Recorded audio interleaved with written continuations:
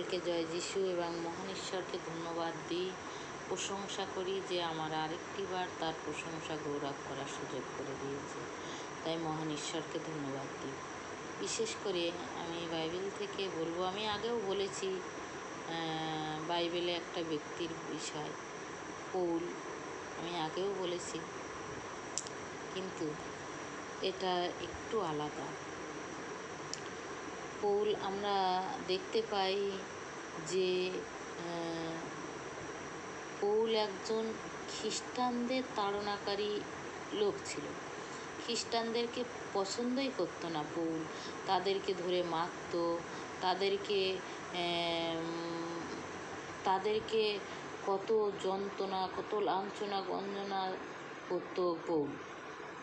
আজকে সেই পৌল কি বলছে, আমরা এই বিষয়টা আজকে দেখব। যে পৌল খ্রিস্টানদের কোথাও সভা হলে সেখানে যে অত্যাচার করতো, তাদের মারতো, তাদের জেলে দিত, তাদেরকে কত রকমভাবে তাদেরকে অত্যাচার করতো। তো পৌল, সেই পৌল ঈশ্বরের দর্শন পেয়ে যখন সে ঈশ্বরের কাজ করছে, যখন সে ঈশ্বরের কথা বলছে মানুষকে, তখন আর তাকে কেউ ভালোবাসছে না। তো তখন তাকে ধরে মারছে এবং তাকে হত্যা করার চেষ্টা করছে।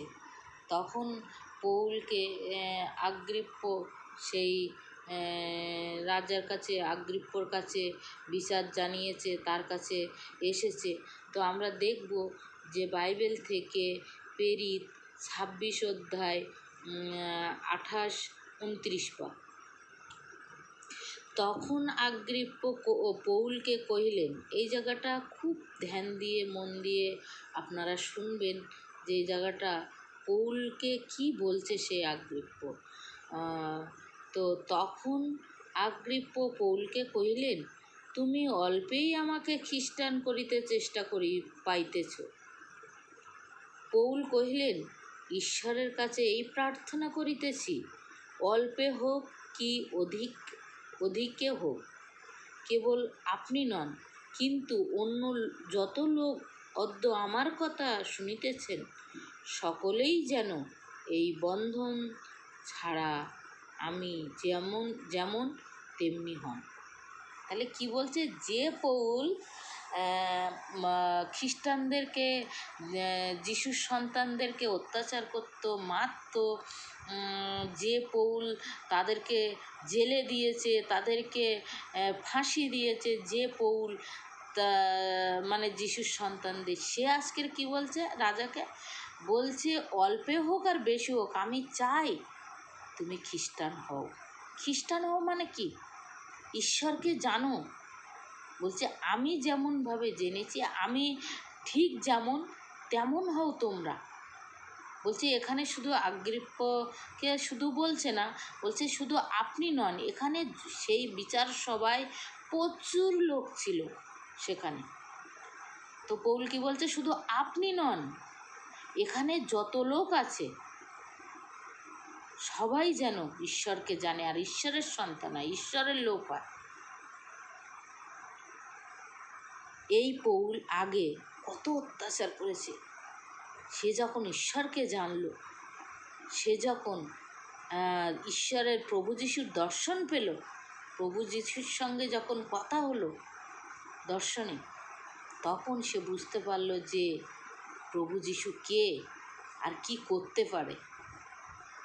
তো আজকের আমরা জগতে দেখি যে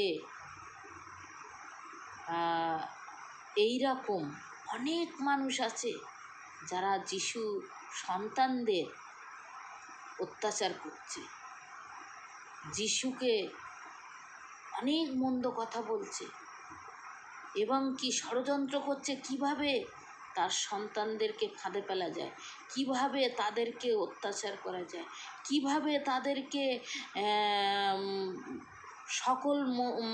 সকল রকম যত রকম কষ্ট আছে দেওয়া যায়, কিভাবে তাদেরকে, এরকম মানুষ চেষ্টা করছে। তাদেরকে বলি, আপনারা একবার বাইবেল পড়ুন। যিশু হচ্ছে শান্তির ঈশ্বর, যিশু হচ্ছে সুস্থতার ঈশ্বর, যিশু হচ্ছে মহারোগ্যকারী ঈশ্বর, যিশু হচ্ছে পরিত্রাতা মুক্তিদাতা ঈশ্বর। আজকের আপনারা যারা শুনছেন, আসুন যিশুর কাছে। দেখুন, এখানে কোনো ধর্ম পরিবর্তন হয় না, এখানে মনের পরিবর্তন হয়। আসুন দেখুন, কত মঙ্গলময় ঈশ্বর যিশু। যখন আসবেন দেখবেন, তখন বুঝতে পারবেন যে আমরা কত পাপী, আমরা কত অন্যায় করেছি। আর আজকে যে পৌল অত্যাচার করত, যে পৌল অবহেলা করত তার সন্তানদের, সেই পৌল প্রচার করছে। সে একজন বিচারক, তাকে বলছে যে, সে বলছে যে অল্পেই তুমি আমাকে খ্রিস্টান করতে চেষ্টা করছো। পৌল ভয় পাননি, পৌল জানে যে আমি জীবন্ত ঈশ্বরের সেবা করছি।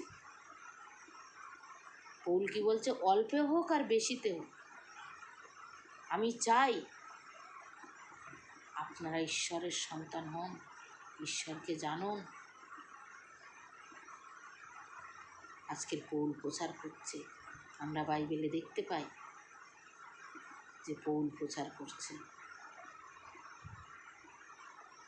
তো আজকে পৌল প্রচার করেছে, আমরা বাইবেলে দেখতে পাচ্ছি, এটা সত্য, এটার মধ্যে কোনো মিথ্যে নেই। আজকে আমরাও আপনাদেরকে বলছি, আপনারা অনেক জায়গা থেকে যিশুর কথা শুনতে পাচ্ছেন, যান সেখানে, দেখবেন জীবনে কি পান। ধর্ম কোনো দিন অত্যাচার করতে শেখায় না, ঈশ্বর কোনো দিন অত্যাচার করতে, ঈশ্বর যুদ্ধ চান না। ঈশ্বর হচ্ছে শান্তির ঈশ্বর, কেন যুদ্ধ করবেন? আর আপনারা যারা যুদ্ধ করছেন তারা ঈশ্বরকে জানেন না। এই জন্য বলছি, আসুন দেখুন। সকলকে ধন্যবাদ দিই। আরেকটিবার বলি, প্রভু যিশুর কাছে আসুন। এখানে ধর্মের পরিবর্তন, এখানে মনের পরিবর্তন। সকলকে জয় যিশু এবং ধন্যবাদ।